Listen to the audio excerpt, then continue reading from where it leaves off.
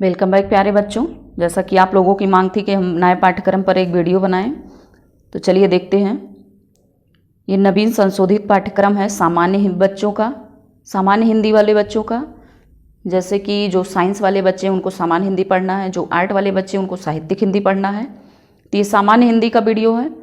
अब हम अगली बार साहित्यिक हिंदी आर्ट वाले बच्चों का भी बना देंगे। चलो देखते हैं। सिलेबस हमारे दिमाग में रहना चाहिए किसी भी तैयारी के लिए, चाहे वो कंपटीशन हो या एकेडमिक तैयारी हो, चाहे जैसी तैयारी हो, लेकिन उसकी सिलेबस को हम दिमाग में रखते हुए तैयारी करते हैं तो ज़्यादा अच्छी तैयारी होती है हमारी। चलिए देखते हैं। इस विषय में 100 अंकों का एक प्रश्न पत्र जो 3 घंटे का होगा। संपूर्ण प्रश्न पत्र 2 खंडों में विभाजित है। एक खंड का है और दूसरा खंड खा है। ये का है 50 अंक का है, खंड खा जो है वो भी 50 अंक का है। खंड का में 7 क्वेश्चन हैं, खंड खा में भी 7 ही क्वेश्चन हैं। बस का खा का घा एक एक क्वेश्चन के दिए हुए हैं, इसलिए क्वेश्चन ज़्यादा हो जाते हैं। ठीक, चलिए हम पहले क्वेश्चन को देखते हैं। पहला क्वेश्चन है हिंदी गद्य साहित्य का इतिहास। गद्य की पाठ्यपुस्तक में दिए गए पाठों पर आधारित विभिन्न कालों के युग प्रवर्तक लेखक एवं उनकी रचनाएं। वस्तुनिष्ठ प्रश्न। वस्तुनिष्ठ प्रश्न बहुविकल्पीय प्रश्न होते हैं। जो एक क्वेश्चन होता है उसके 4 विकल्प होते हैं, एक एक नंबर के होते हैं। उसमें से सही आंसर को चूज करना रहता है। सही आंसर पे 1 नंबर मिलेगा। 5 क्वेश्चन रहते हैं, 5 अंक के आते हैं। ठीक, जो आप ये कहाँ मिल जाएगा आपको, आपकी जो बुक है, पुस्तक है, उसमें सबसे पहले जहाँ पर गद्य स्टार्ट हुआ है या काव्य स्टार्ट हुआ है, काव्य के पहले भी ये अभी दिखा रहे हैं हम, सेकंड वाला क्वेश्चन आएगा। और जो ये पहला क्वेश्चन है ये गद्य आपका जहाँ से स्टार्ट हुआ है बुक में, वहाँ पे बहुविकल्पीय करके क्वेश्चन दिए हुए हैं, वहीं से क्वेश्चन आते हैं और कहीं बाहर से क्वेश्चन नहीं आते हैं। ठीक है, तो इस पर भी अगर आप लोगों की मांग रहेगी तो इस पर भी हम एक वीडियो बना देंगे। तो ये 10 क्वेश्चन आपका ये क्लियर हो जाएगा। ये सेकंड है ना, हिंदी काव्य साहित्य का इतिहास, विभिन्न कालों के प्रमुख कवि और उनकी कृतियों पर आधारित वस्तु प्रश्न।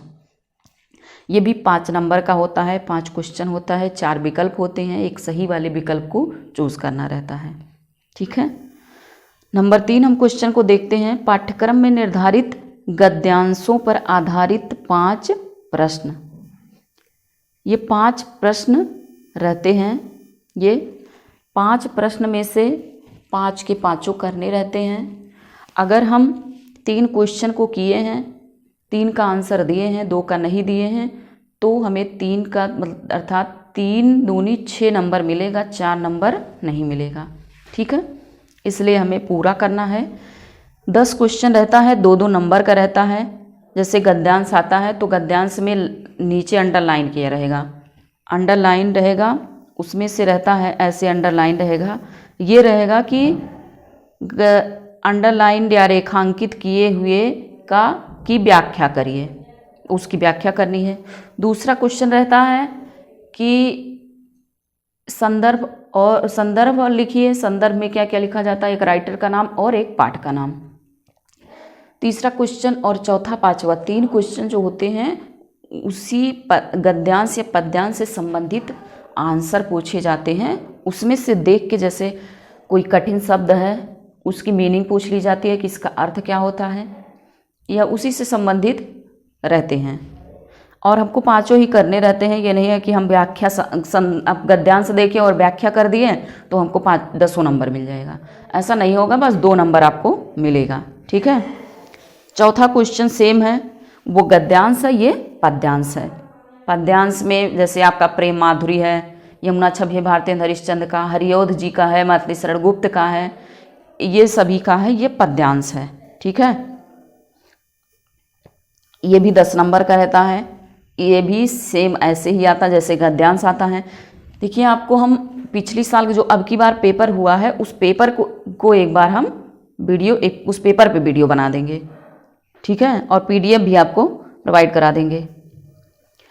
चलिए 5वां क्वेश्चन है। 5 में देखिए का और खा 2 हैं। पाठ्यक्रम में निर्धारित लेखकों का साहित्यिक परिचय एवं कृतियाँ। शब्द सीमा अधिकतम 80 शब्द है, 5 नंबर का है। 3 और 2 इसमें करके आया है। 3-2 का मतलब है जैसे कि इसमें जो कृतियाँ दी रहेंगी, साहित्यिक परिचय एवं कृतियाँ। साहित्यिक परिचय मतलब उन्होंने क्या क्या योगदान दिए हैं, और 3 नंबर जो आएगा और 2 नंबर। सबसे पहले उनकी साहित्यिक परिचय रहेंगे। साहित्यिक परिचय में उनका जन्म भी आप लिख सकते हैं, बहुत ज़रूरी नहीं है सामान्य हिंदी वालों को, क्योंकि जीवन परिचय यहाँ नहीं लिखा है।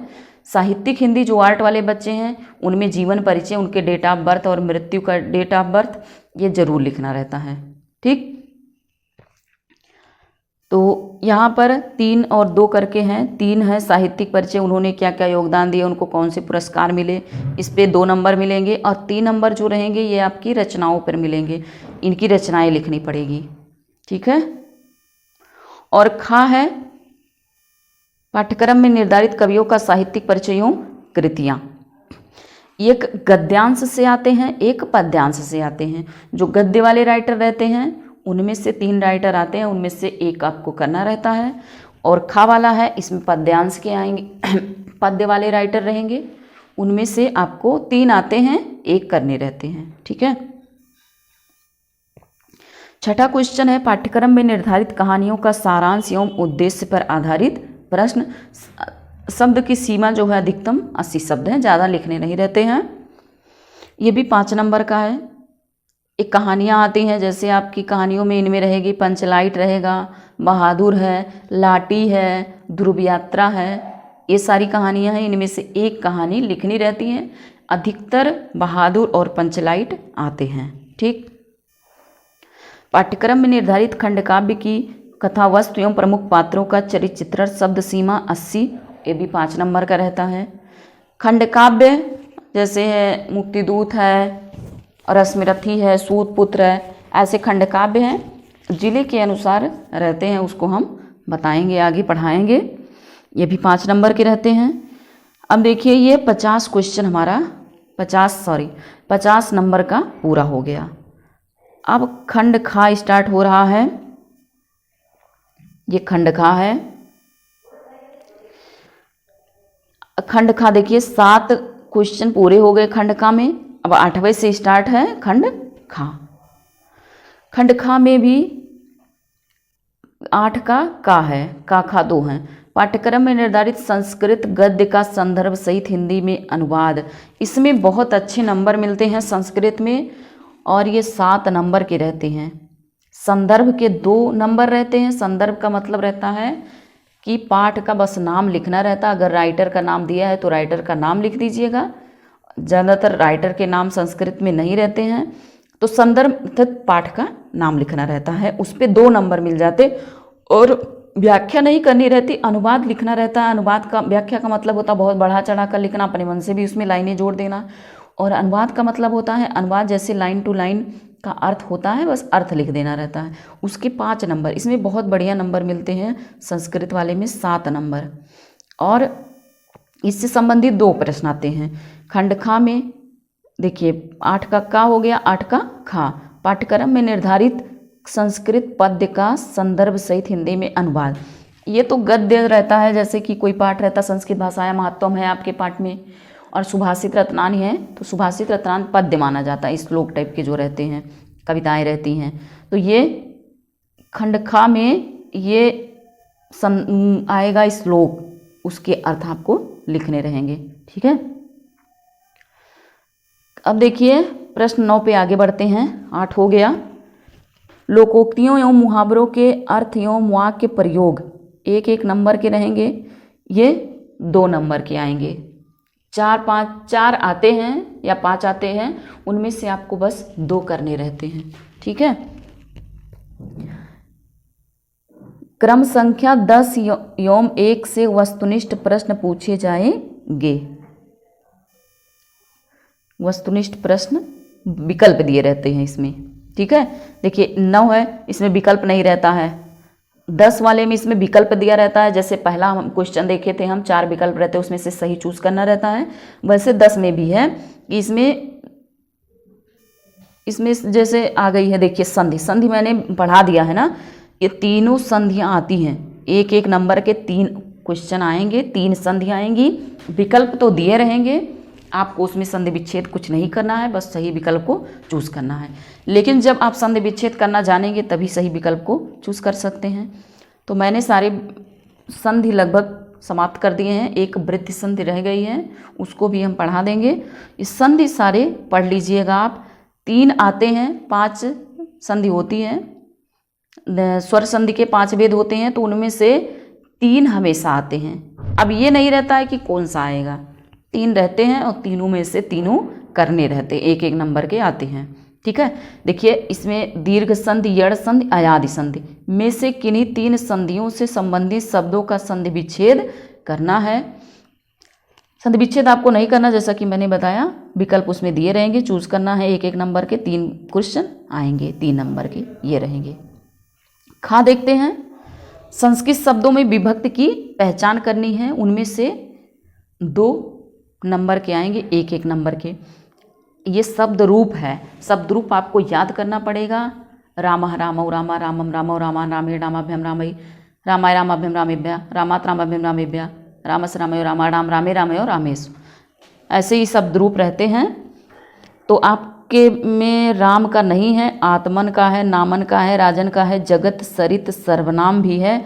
सर्वनाम होता है सबका नाम, सर्व, इदम, यद, इनमें सर्वनाम में 3 है और बाकी संज्ञा में 1 2 3 4 5, ये जो दिए हैं बस इतने से ही आते हैं, इतने ही याद करने, एक्स्ट्रा आपको याद करने नहीं हैं।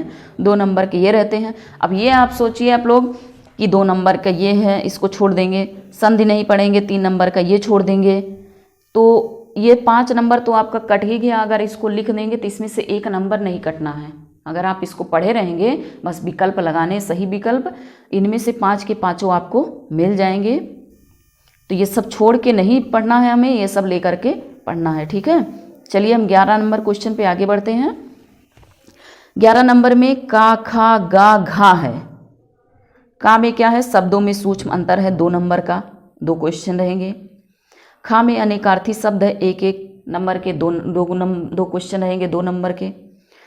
गा वाला है अनेक शब्दों के लिए एक शब्द वाक्यांश रहेगा, जैसे कि बड़े वाक्यांश दे रहेंगे, उसके लिए एक शब्द क्या होता है, जैसे होता है कि घुटनों तक भुजाओं वाले, तो उसका रहता अजान बाहु, जिसका कोई शत्रु ना हो, अजात शत्रु, तो इस टाइप के इसमें आते हैं।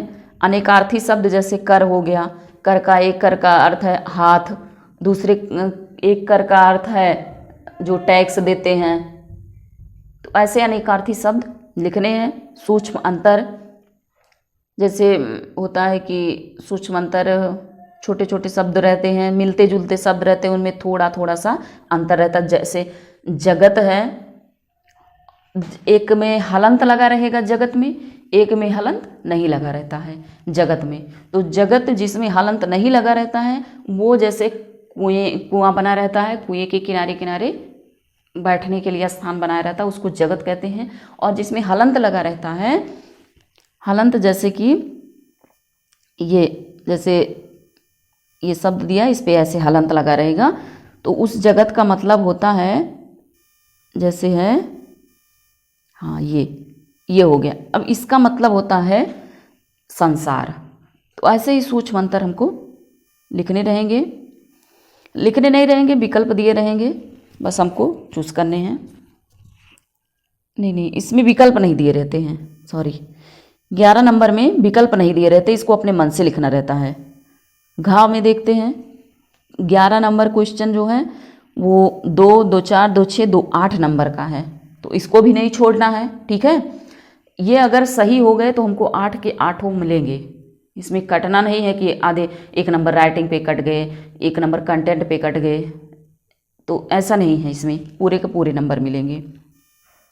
ठीक, घा में वाक्यों में त्रुटि मार्जन, लिंग, वचन, कारक, काल एवं वर्तनी संबंधी त्रुटियाँ, जैसे अशुद्ध शब्द रहते हैं, पूछे जाते हैं कि वाक्य दिए रहेंगे सेंटेंस, उनमें दिए रहेंगे जैसे एक एक वर्ड वाला नहीं रहता इसमें शब्द, जैसे राम खाना खाती है, तो राम जो है वो पुल्लिंग है, तो खाना खाती है नहीं रहेगा, उसके साथ राम खाना खाता है। इतना ही शुद्ध करना रहता है, ज़्यादा नहीं शुद्ध करना रहता है। ये भी 2 नंबर का है। चलिए हम 11 नंबर से 12 नंबर पे बढ़ते हैं। 12 नंबर क्वेश्चन है, इसमें भी का खा दिया है। का में क्या है, ये का 2 नंबर का है, खा भी 2 नंबर का है। का में क्या है, रस, श्रृंगार रस, करुण रस, हास्य रस, वीर रस, शांत रस। इसके लक्षण एवं उदाहरण देने रहते हैं। लक्षण क्या है, परिभाषा और उदाहरण। देखिए उदाहरण श्रृंगार के हैं तो कोई भी श्रृंगार से संबंधित आप सॉन्ग भी लिख सकते हो, ऐसा नहीं है, बस उसकी थीम परिभाषा सही होनी चाहिए। करुण है, इसमें भी आप अपने तरह से दोहे या कुछ रख सकते हो। रटे रटाए सेंटेंस को नहीं रखने हैं, रटे रटाए से अलग रखते हो तो उसमें ज़्यादा अच्छे नंबर मिलते हैं। ऐसे ही वीर में है, वीर में कोई आप गाना भी बढ़िया सा वीर का कोई मोटिवेशनल गाना जान रहे हो तो उसको भी लिख दोगे तो कोई दिक्कत नहीं है, नंबर बढ़िया मिलते हैं। बस हमारे क्या परिभाषा लक्षण जो होते हैं वो सही होने चाहिए, ठीक है। ये रस को अभी मैंने नहीं पढ़ाया, रस को भी पढ़ा देंगे। अलंकार है, ये भी 2 नंबर का है। शब्द अलंकार में अनुप्रास, यमक, श्लेष, ये तीनों आपके सिलेबस में हैं। इसकी परिभाषा, लक्षण का मतलब होता परिभाषा। लक्षण अगर पेपर में आएगा तो उसका मतलब आप समझ लीजिएगा डिफिनीशन, परिभाषा, ठीक है। उदाहरण जरूर देने रहते हैं। 2 नंबर के हैं तो 1 नंबर मिलते हैं लक्षण या परिभाषा पे, 1 नंबर मिलते हैं उदाहरण पे, ठीक है। अर्थालंकार में भी इसमें से 1 नंबर के शब्दालंकार में से आएंगे, 1 नंबर के अर्थालंकार में से आएंगे। अर्थालंकार में क्या क्या अलंकार पढ़ने हैं, उपमा, रूपक, उत्प्रेक्षा, भ्रांतिमान, संदेह, इतना पढ़ना है। 3 इसमें पढ़ने हैं और 5 अर्थालंकार में, 3 शब्दालंकार में, ठीक है। देखिए गा है, ये 12 का गा है। ये छंद दिया है मात्रिक छंद, मात्रिक में चौपाई है, दोहा है, सोरठा, कुंडलिया। इसके लक्षण और उदाहरण देने हैं। इसमें 4 देखिए, 4 आपको छंद पढ़ने हैं, चौपाई, दोहा, सोरठा, कुंडलिया। छंद भी हम पढ़ाएंगे, ठीक है। 2 नंबर के हैं आपके, 1-1, 2-2 नंबर के ही ज़्यादातर हैं। आपको अगर नंबर उठाने हैं तो बहुत बढ़िया से नंबर आप लोग उठा सकते हैं, ठीक है। आपके ऊपर है कि आप कैसी पढ़ाई करते हैं। पढ़ाई अभी से शुरू कर दीजिए, धीरे धीरे धीरे धीरे करके, तो पेपर में आपको ज़्यादा मेहनत नहीं करनी पड़ेगी। देखिए अब 13 नंबर पे हम बढ़ते हैं। 13 नंबर क्या है हमारा, पत्र लेखन है। ये 6 नंबर का है। ये पत्र जो है ये साहित्यिक हिंदी वाले बच्चों के लिए नहीं आता है, उनके लिए सिर्फ और सिर्फ निबंध आता है। ये सिर्फ और सामान्य हिंदी के बच्चों के लिए, जो साइंस वाले बच्चे हैं उन्हीं के लिए है ये पत्र लेखन। किसी एक पर लिखना है, इसमें 6 नंबर का है।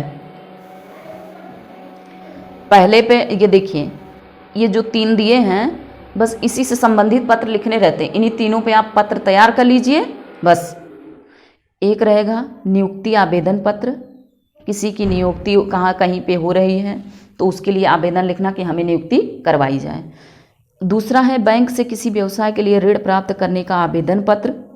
ऋण प्राप्त करना, आपको कर्ज लेना है, उसके लिए बैंक में व्यवसाय आपको दिखाना कि मेरा ये व्यवसाय, मैं व्यवसाय करना चाहता हूँ या चाहती हूँ, मुझे इसके लिए इतने ऋण चाहिए। अपने नगर या गांव की सफाई है, संबंधित अधिकारी को प्रार्थना पत्र। देखिए जो बच्चे हैं प्रार्थना पत्र या नियुक्ति पत्र, आवेदन पत्र में, इसमें जो है वो पूरा पेज भर देते हैं। तो पत्र ऐसे नहीं रहते हैं, पत्र रहते कम से कम 4-5 लाइन, इससे ज़्यादा नहीं होने चाहिए। बस ऊपर के आप जो लिखे रहते हैं आदर वाले शब्द, सेवा में ये सब आदरणीय, ये सही होने चाहिए। डेट किस जगह पे आपको लिखनी है वो सही होना चाहिए, और आप प्रार्थनी कहाँ पे आप कैसे लिख रहे हैं वो सही होना चाहिए, ठीक है। और ज़्यादा लंबा चौड़ा लिखोगे तो पढ़ने में दिक्कत होगी, तो नंबर आपके कट जाएंगे, ठीक है। अपने नगर या गांव की सफाई है, संबंधित अधिकारी को प्रार्थना पत्र, ये 3 आते हैं, यही 3 तैयार करने रहते हैं, इन्हीं तीनों में से आ जाते हैं, ठीक है। ये 6 नंबर के हैं, ध्यान रखिएगा। 13 नंबर क्वेश्चन। चलिए लास्ट क्वेश्चन है 14 नंबर का। ये निबंध है। निबंध में आपके टॉपिक क्या क्या रहते हैं, ये जो दिए हैं इसमें से एक तो जरूर आता, हर साल आता है। विज्ञान, वाणिज्य, शिक्षा, कृषि, सामाजिक एवं राजनीतिक चेतना पर आधारित, जनसंख्या, स्वास्थ्य, शिक्षा या पर्यावरण, बहुत सारे टॉपिक इसमें दिए हैं। इनमें से जो महत्वपूर्ण रहेगा हम परीक्षा के समय बताएंगे। पहले तो आप पढ़ते रहिए, और ये भी हम बताएंगे। देखिए यह 14 नंबर क्वेश्चन जो है आपका 9 नंबर का है, और निबंध भी एक पेज पे नहीं, कम से कम 3 पेज पे निबंध लिखा करिए। मैंने कॉपी चेक की अब की बार बोर्ड एग्जाम की, तो उस पर बच्चे 1 पेज आधा पेज, तो उस पर क्या नंबर मिलेगा उनको? 2 नंबर 3 नंबर मिल जाते थे, सारे नंबर कट जाते थे। कम से कम 2-3 पेज का निबंध होना चाहिए, और बाकी ऊपर तो कुछ ज़्यादा लिखने नहीं रहते हैं। तो निबंध के लिए आप लोग टाइम बचा लीजिएगा, और निबंध पूरे 2-3 पेज में लिख दीजिएगा, ठीक है। अब देखिए जब नंबर कैसे मिलते हैं, प्रश्न सीक्वेंस से कैसे लिखे जाते हैं, तब नंबर हमें कैसे मिलेंगे, तो इसके लिए हम पेपर के नज़दीक पे एक वीडियो बना देंगे। आप लोग टेंशन मत लीजिएगा, ठीक है। चलिए।